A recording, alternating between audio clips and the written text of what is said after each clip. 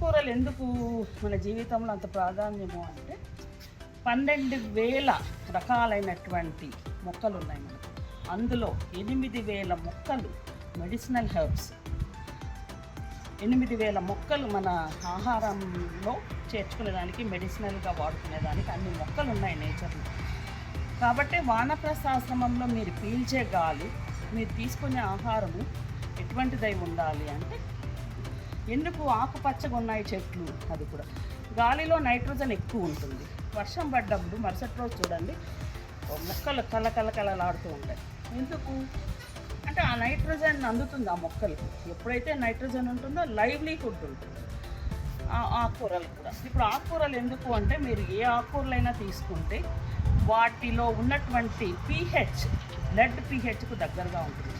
కాబట్టి ఆకుకూరలు తీసుకోవాలి, మంచి గాలి పీల్చుకోవాలి, మంచి మొక్కల నుంచి, మెడిసినల్ ప్లాంట్ నుంచి మీకు ఏదైనా జబ్బు వస్తే మందుగా తీసుకోవాలి అనే వ్యవహారంలో. కాబట్టి అక్కడ ఏమి మీరు వనప్రస్థాలకు వెళ్ళిపోవాలి అని కాదు, అక్కడ దాని ప్రాధాన్యతను గురించి ఆలోచించండి.